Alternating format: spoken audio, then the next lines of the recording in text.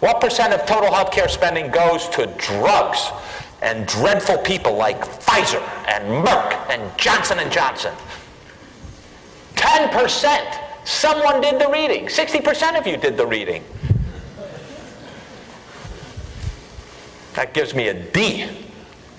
All right, this is the breakdown. You can see hospital care is at roughly a third of the healthcare system. Physician and clinical services, 20%. Prescription drugs, 10%. Nursing homes, 6%. Home health, 2.6%. Other items, administration, dental, public health measures. Okay? There's another way of breaking that down. Not so helpful, because it talks about outpatient care and inpatient care. And outpatient care is a very big item. But it is helpful in that it looks at durable medical equipment, things like wheelchairs, crutches, walkers, investments in health in terms of research. Health administration, $163 billion. $250 billion out of the $2.6 trillion. Pharmaceuticals, long-term care. Now, I just want to focus on this number for a second. What does that number tell you? How much, say we did something radical. We cut the number of bureaucrats in half. Okay? First of all, not sure it's such a hotsy-totsy idea. You need to administer things, and if you don't administer them, they tend to get out of control. But if you cut it in half, right?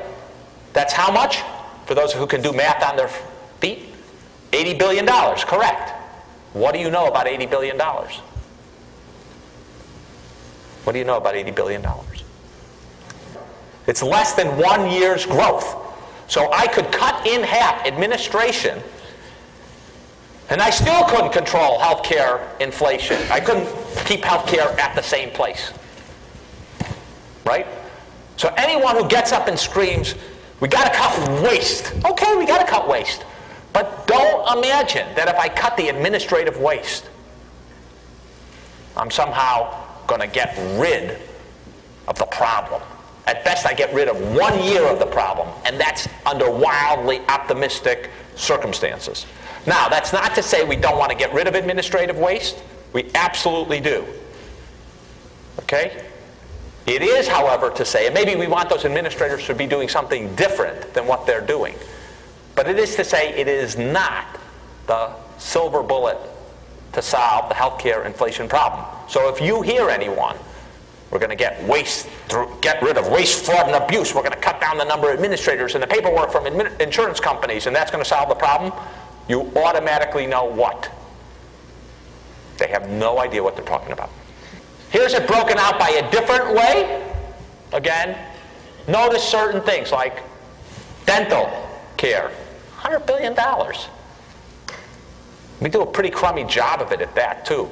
A lot of kids don't have good dental care. Again, prescription drugs at just 10%. Here's where the money is, right? You want to control healthcare costs? What did bank robber Willie Sutton say? Why'd he rob banks? That's where the money is. You want to control healthcare costs? Got to think about these two places. That's where the money is. What proportion of the increase in healthcare costs is due to medical malpractice? 5%, 21%, 18% say nothing. 5%. All right. Good guesses. What proportion of the increase in healthcare costs is due to the aging of the population? The fact that we're turning into all old people. 43% say 20% of the healthcare costs are due to aging of the population. All right, so we got 5% due to malpractice, 20% due to aging of the population. Well, here's the study by the CBO where they looked at the three biggest studies of this area. Aging of the population accounts for 2% of the growth in healthcare costs. Now, Really important to remember what I said to the gentleman somewhere in that area, right? In the federal side, aging matters because the federal government insures the old people. But from a total system standpoint, aging is important, but not that important. Okay? Now, it will become more important, but not 20% over time in the United States. We're slightly different than other countries. Why are we slightly different than other countries? We're relatively younger. Why are we relatively younger? We have babies more than the rest of the world. What's the developed world? What's the reproductive rate of Spain or Italy? They're down at 1.1, 1.3 kids per woman. We're still up over 2. So while we have a lot of old people on a per capita basis, we actually have less growth. This is another important point. Let me put a parenthesis around this for a second.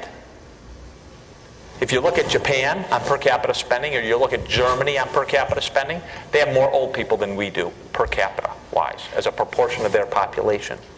And as you'll see shortly, old people consume a lot more per person. They ought to have higher spending than we do on just that basis.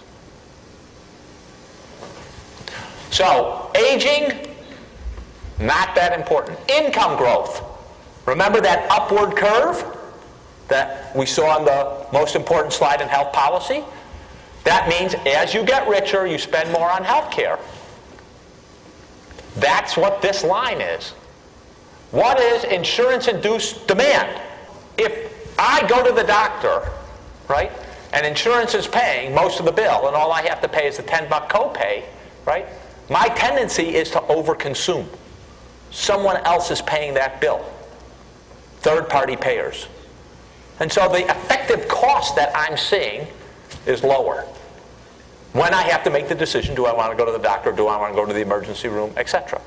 That increases spending by 10%. Notice, interestingly, that's true of every developed country. They all have this situation because they all have insurance. Because you don't want it, when someone's sick, not to go to the doctor because they're facing high prices if they really need it. And so we mitigate the impact of prices, which would normally be to dissuade us from taking healthcare services. We try to minimize that through insurance. Healthcare prices and productivity, around 20%. Administrative costs, you can see their contribution, peanuts. So again, cutting administrative costs. Defensive medicine, medical malpractice, best estimate, 0. Or another way to put it, less than 1%. On a re-estimate, when the CBO was asked if we had medical malpractice reform, how much would they save? And they looked at a bunch of studies. They said, $7 billion a year, right? On the back of $2.6 trillion, it's like, really? 0.3%? So it's effectively 0. What's this?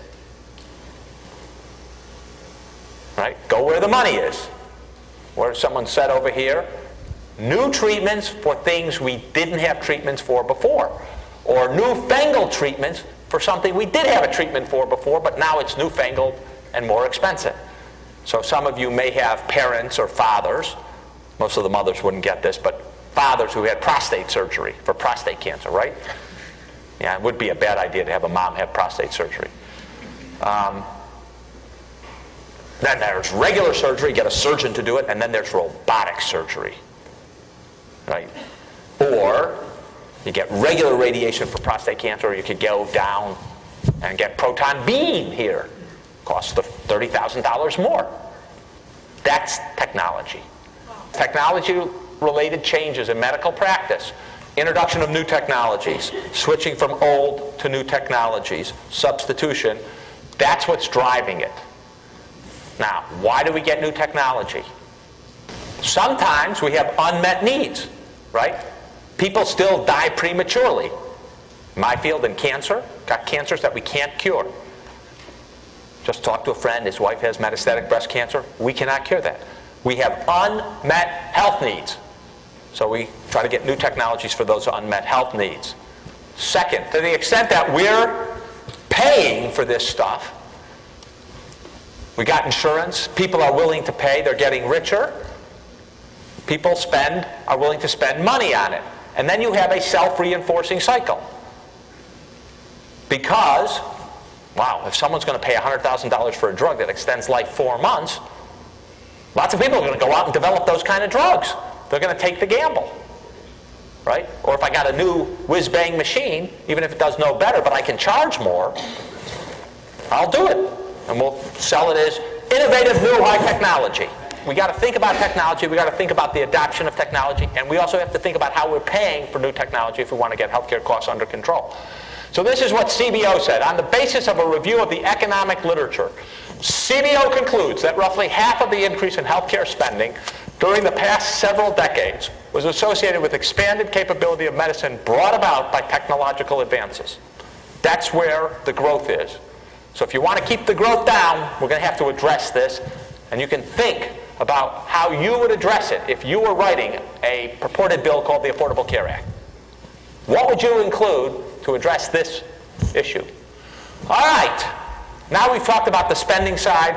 Another element of cost is who pays the largest proportion of healthcare spending?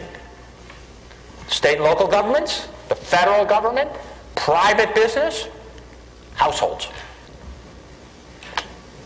Not a good question. There's the numbers. What's it show? Well, it shows that household out of pocket is more than a quarter of the spending.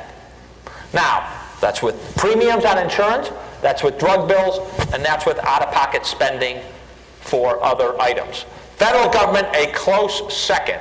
Now, you hear a lot of screaming by private business about their healthcare costs, but interestingly, next time you're in the room with some excessively rich CEO who's complaining about his healthcare bill, just ask him a cool question like, of your workers, what proportion of their income goes to healthcare? He will not have any idea. He will think he's paying more. We'll get to a whole question of whether it is businesses who are paying in a second. What's the average annual premium for health insurance for a family? $20,000, $15,000, $10,000, $7,000, $5,000. I gave you the answer to this question last week. If we don't get 100%, I will be sorely disappointed. I will have to write the president that you guys were not paying attention. We got close here. Who said 2%? 2% for $5,000?